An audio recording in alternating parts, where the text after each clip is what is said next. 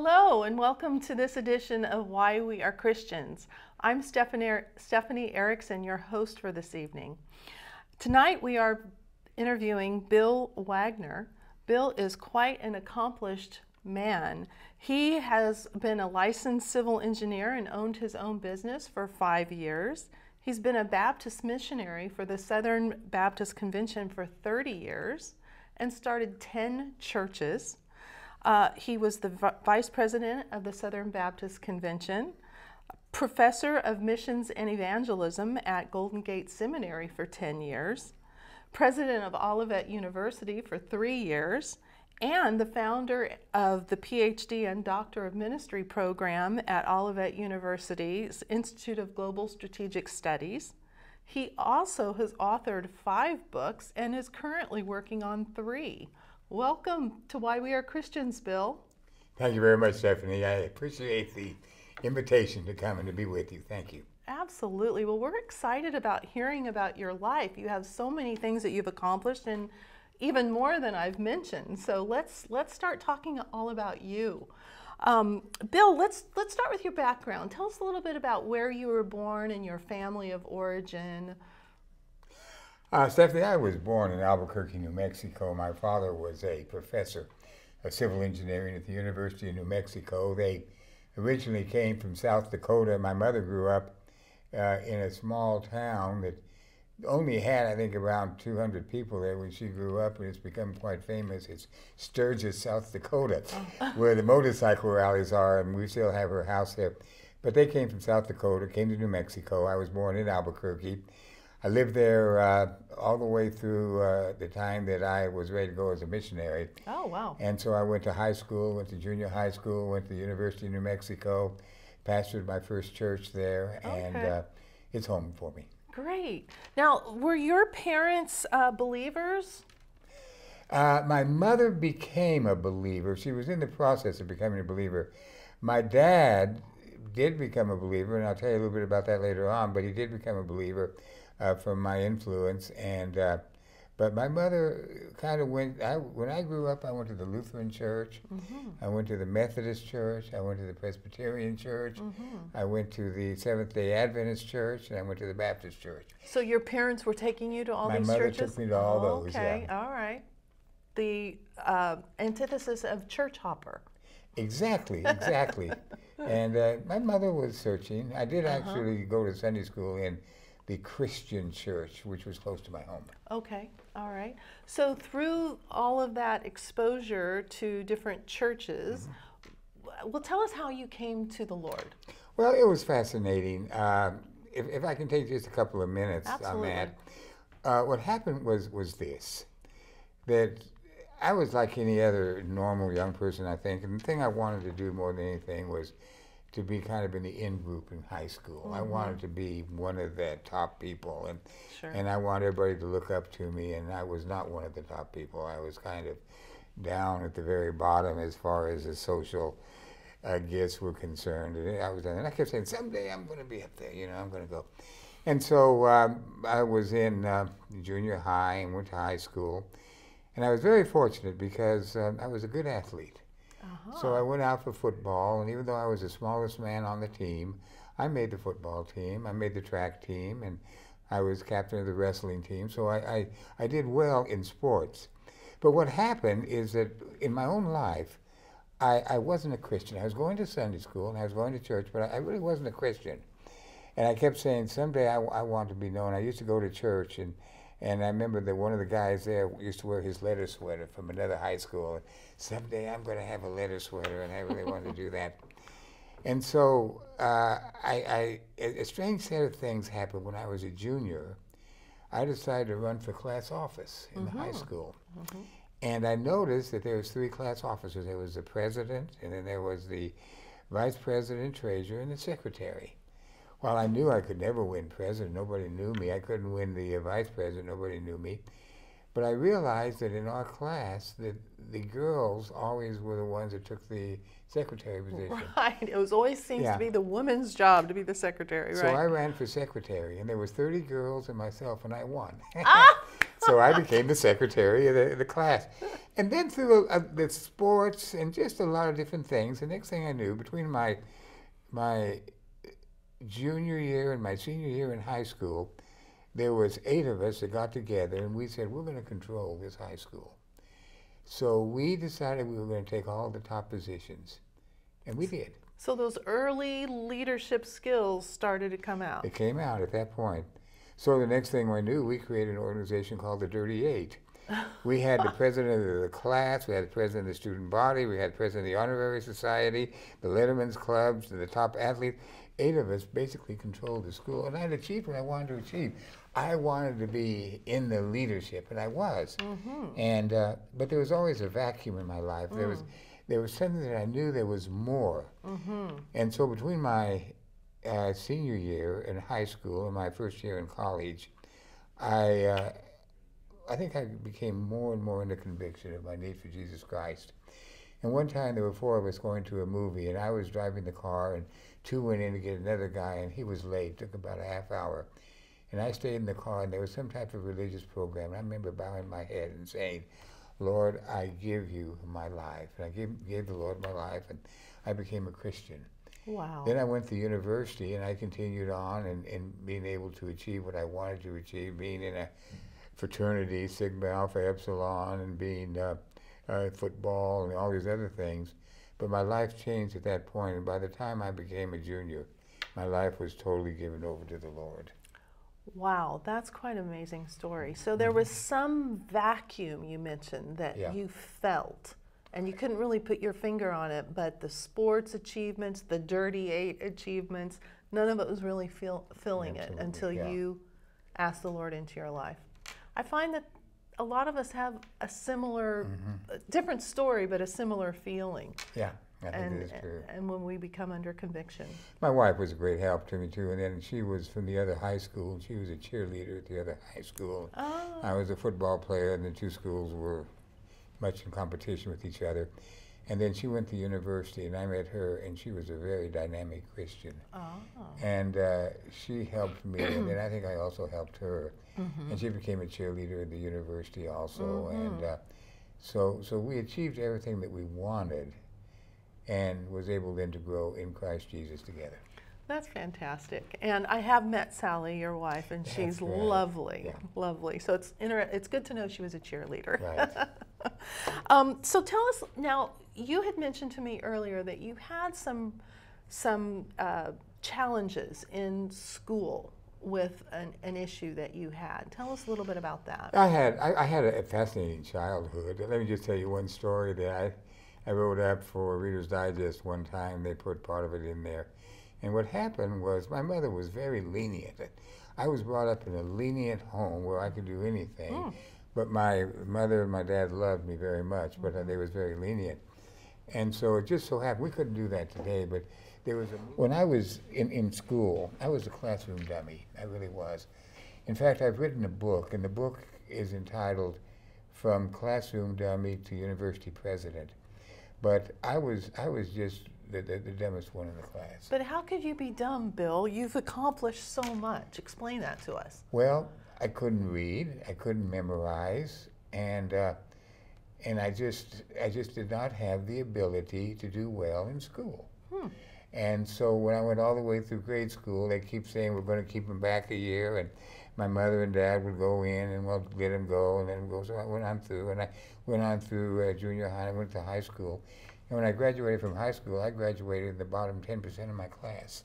Really? Yeah, and I flunked several courses, including Spanish. I couldn't learn another language, couldn't memorize anything. And so I did not realize I had dyslexia until later on in life when I started studying it, and I talked to a person who was a specialist and said, yeah, you had it. You had a strong case. I could not read. I have read very few books in my entire life. And here I am teaching people how to write doctoral dissertations, but I've read very few books because I can't read. And so when I went all the way through high school, and then my dad, who was the chairman of the civil engineering department, said, you're going to be an engineer. And so when I was in college, I remember saying that President Kennedy learn how to speed read. He would read just the first sentence of a paragraph and just look at the outline of the book, and I began to do that. And so I had the ability somewhere to comprehend what they were saying and to be able to communicate that back to my teachers, to where my teachers were happy. Well, I was good also in math. Math was not a problem for me. And so because of that, I did graduate with my degree in civil engineering. And then I went on and went to seminary and got my degree there, and went on and now have 2 earned doctor's degrees, a PhD and a doctor of ministry. Wow. How did I do it? I don't really know. Well, you sped read your way through, but yeah. How did you compensate in other ways? Maybe are your auditory skills really defined? Yeah, I think I learned through saying, through my auditory skills. That's the only way I can learn. But people have asked me, well, what did I do? How did I overcome this? Well, I said there were 4 F's. There was football. I was a good athlete, and that helped me a lot. That gave me self-confidence. Friends, nobody really condemned me for being the bottom of the class. They were all nice. Family, my mom and dad were always totally supportive of me. And then faith. And by the time I came to faith, God gave me a call to be a minister, to be a preacher, and that has been a very, very strong call. And I have said I am going to do what I need to do to be able to proclaim the gospel of Jesus Christ. That's great. So tell us a little bit about that calling. How did you know that you had this calling on your life? Can you define that for us? Well, there's another interesting story that I had. My life is fascinating. It's very fun. Absolutely. Not only was I dumb, but I was very shy. And that's strange, but I was extremely shy. And how I was able to do what I did, being as shy as I was, I don't know, but I was very shy.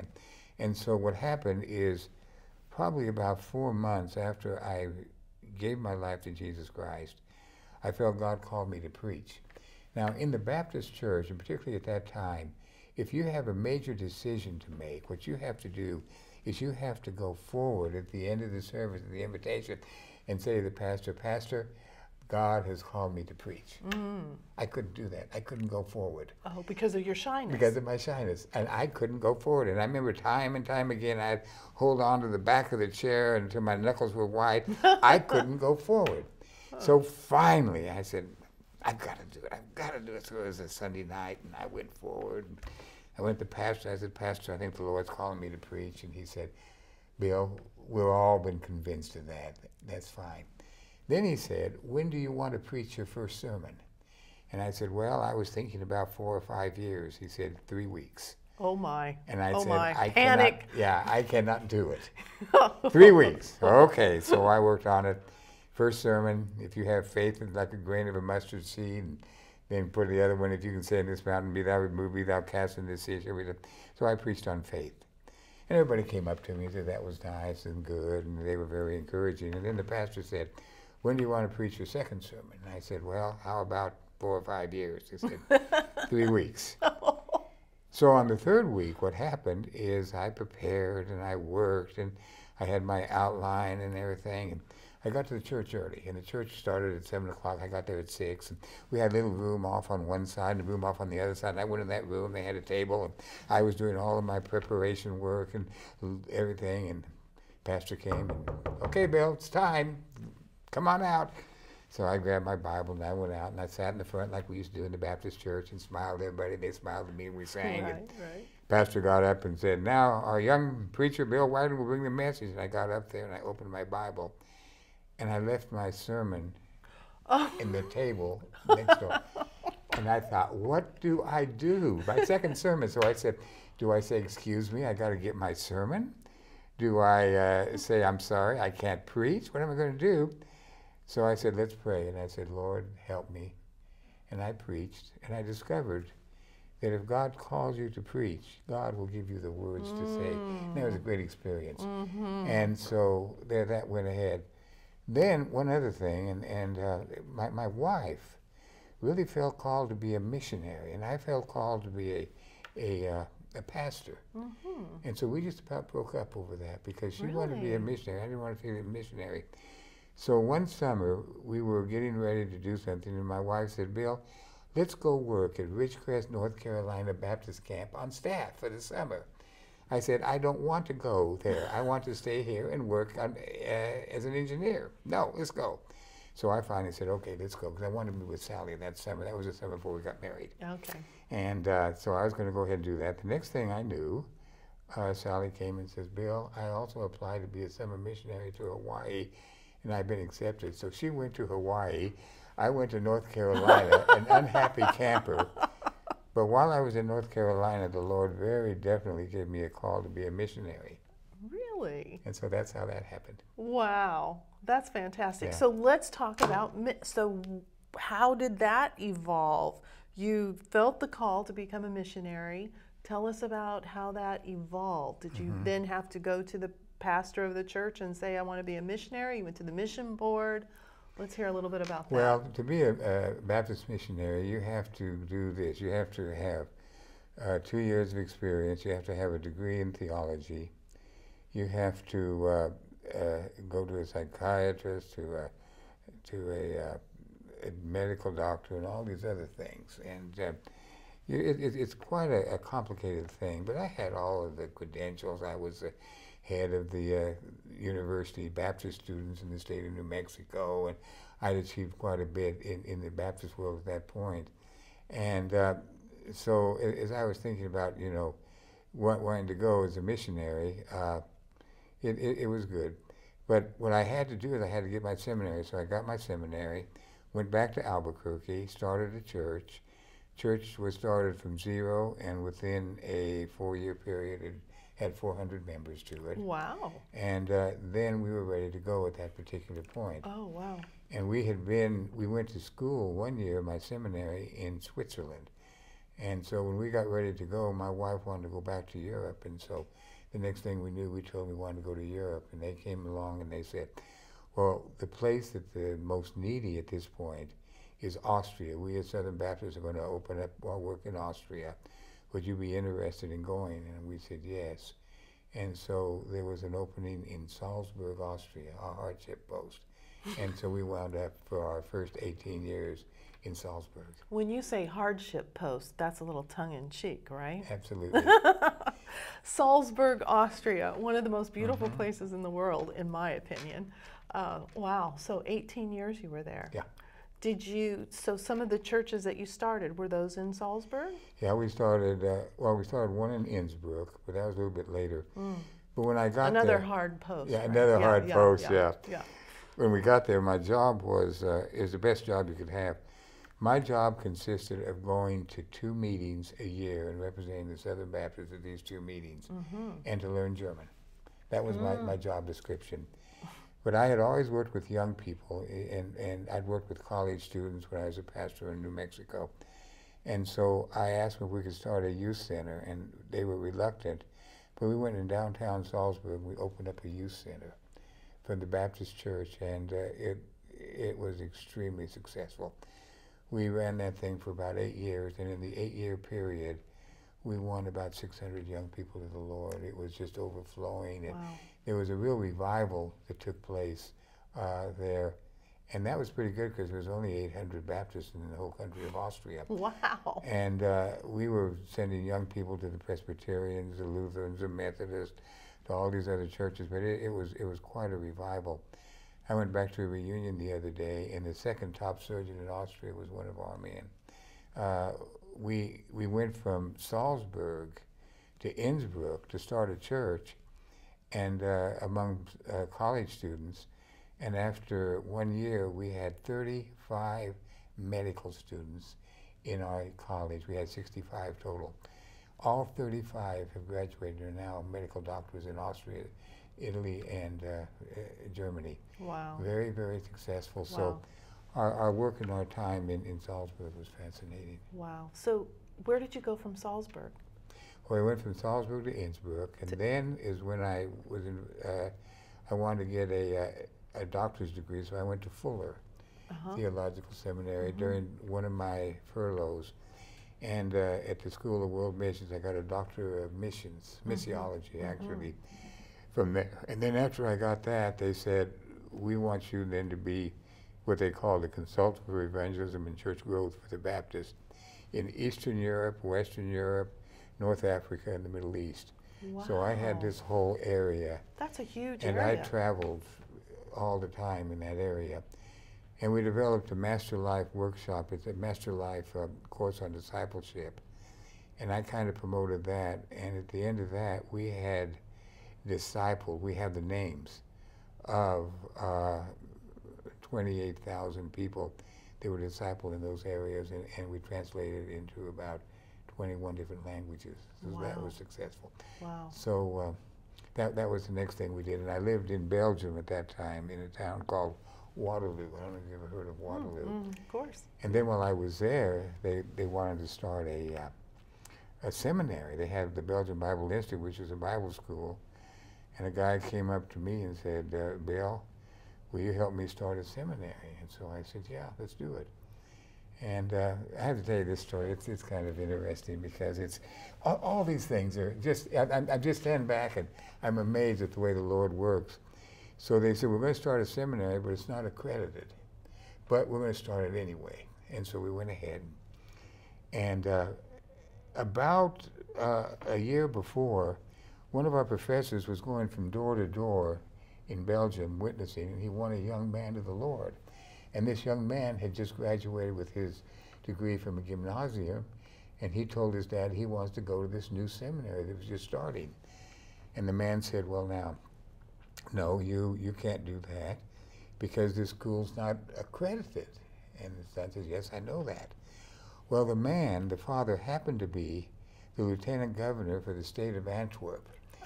And one of his best friends was the head of the Department of Education for Belgium. So the man called up his friend and says, do we have any seminaries that are accredited? And they said, well, yes, we've got a Catholic and a Protestant. Any evangelical? No. Can you accredit an evangelical? Well, I imagine we can. So they invited Theo Kuntz, the man that was going to be taking it over down, and they said that we're going to accredit you. We're going to give you a full accreditation from the King of Belgium, which is unheard of. I mean, there were no theological schools that were evangelical on the continent that were accredited. Really? And so Theo went there and was talking, and the guy was writing out the paper and says, okay, we're going to give you a master's degree of theology. Okay. Do you want a PhD degree too? He says, yeah, PhD degree. There you are. So Theo came back to me and says, Bill, have you ever started a PhD program? I said, no. He says, can you do it? I said, yeah, let's do it. So now it's the top PhD program in Europe for evangelicals at the Evangelical Theological Faculty.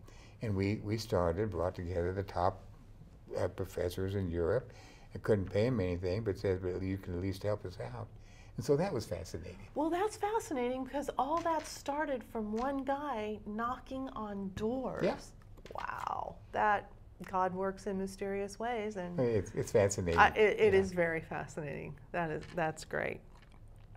Were there any struggles that you encountered when you were a missionary? It sounds pretty idyllic, I have to say, Bill, but there must have been some times that were, I don't know, did you ever get discouraged or? Yeah, there was one time, Stephanie, that I hit, and that time when I hit that, it was burnout.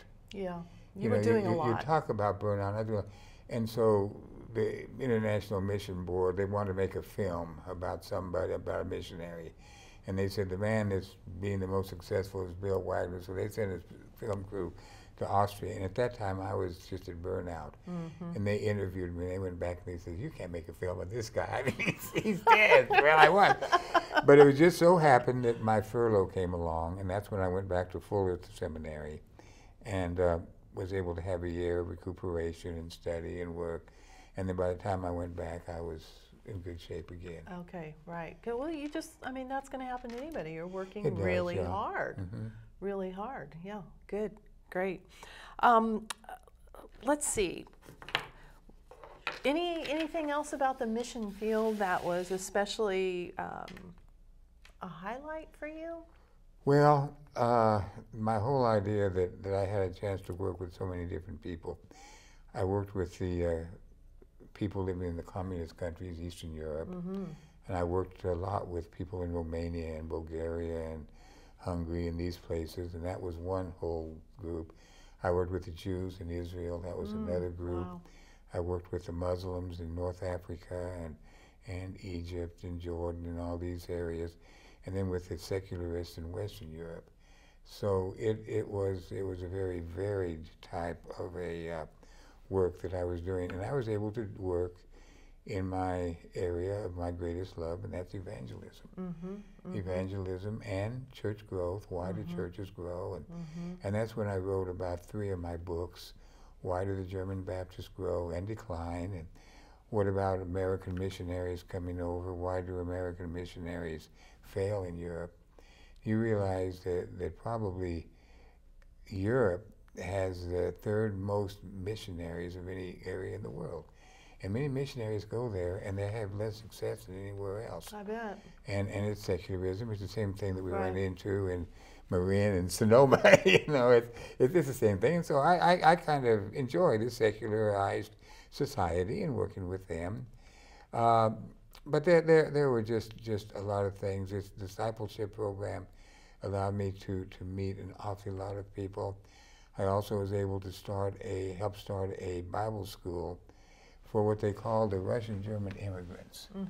Now, what happened was during the time of 300 years ago, the head of the Russian government, Katrina, invited Germans to come to Russia. So all these Germans went to Russia, and they stayed there, and they began to be pretty well settled, and they were mostly Protestants, and some of them evangelicals.